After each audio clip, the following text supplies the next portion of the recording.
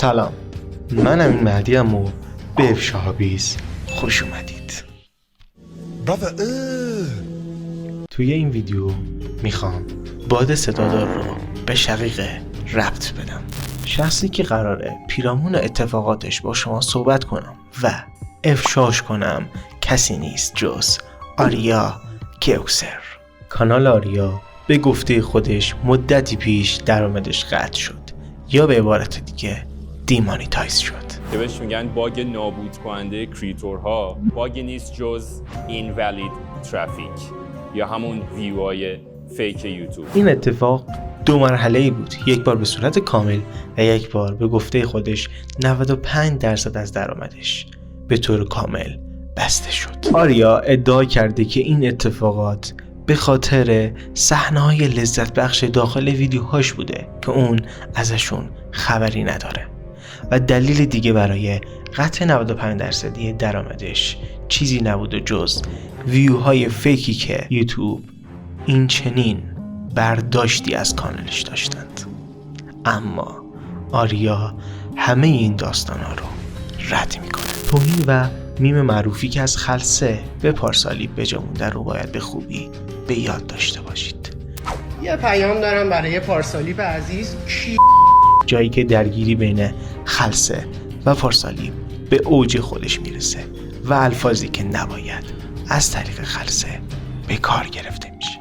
آریا به حمایت از برادرش و توهینایی که شده واکنش نشون میده و اینجاست که اولین بیف و درگیری بین رپرها و یوتیوبرها شکل میگیره.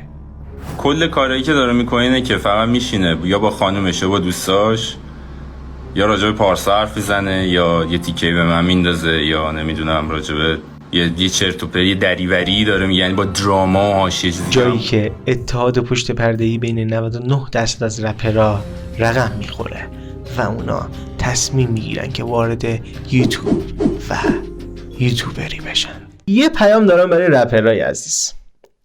یه زمانی تو صدا سیما این اتفاق افتاد که مجری‌ها رو کنار گذاشتن و جای مجری‌ها از بازیگر رو استفاده کردن. اینطوری بود که شما هر شبکه‌ای رو میزدید قطعا به جای یه مجری یه بازیگر رو میدید که داره مجریگری میکنه. الان همون اتفاق دقیقاً توی یوتیوب افتاده. یعنی چی؟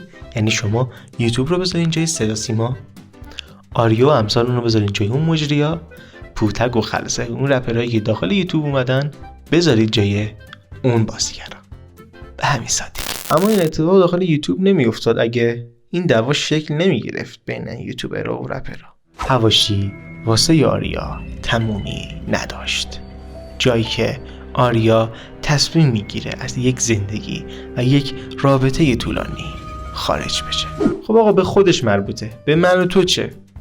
البته من مجبورم اینا رو بگم چون من یه مریضم، من امین دینفر هستم، مجبورم که اینا رو بگم و همه رو به جون همدیگه بندازم. کوثر یا تاکسیگر در مصاحبه اخیرش جوری وانمود میکنه که انگار هیچ مشکلی نیست و با یک رفتار منطقی جلوی دوربین قرار میگیره و صحبت میکنه. اما سوال اینجاست، کسی که افکار پلیدی رو در ذهن خودش پرورش نمیده چه دلیلی داره جلوی دوربین قرار بگیره و حرفهایی رو به زبان بیاره؟ ما در این باب از صاحبخونه آریا و کوثر اسنادی رو درباره اختلافشون دریافت کردیم که الان باشون تماس میگیریم تا مستقیما خودشون این موضوع رو به شما بیان کنن. خب دوستان ایشون رو بیارید رو خط.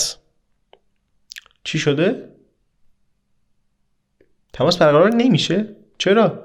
چون رو گرفت دیگه گوشیشو جواب نمیده. یعنی چی؟ من اینجا پول مفت ندارم به کسی بیاد دروغ بگه بعدن جواب نده. خب الان چیکار کنم؟ میگی چیکار کنیم ادامه برنامه رو؟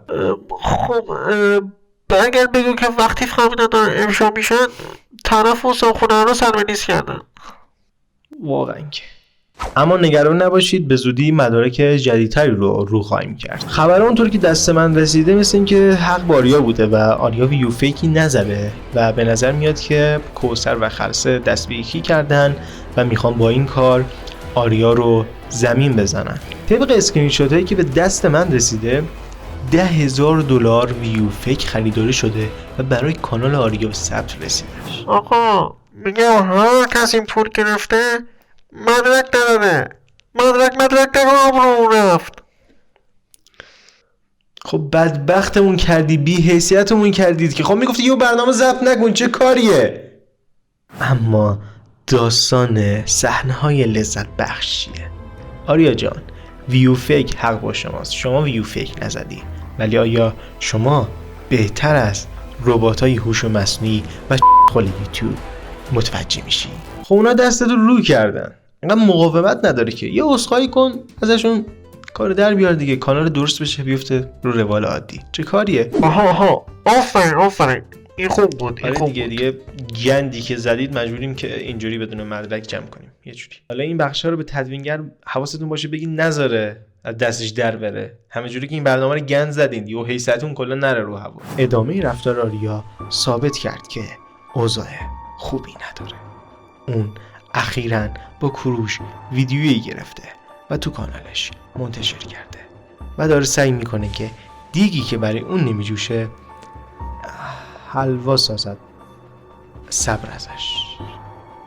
همین بود دیگه. و همیشه تو این ویدیوها رو درست ویدیوهای سیو شده تو گوشی. آفرین. حالا اینجا برعکسه.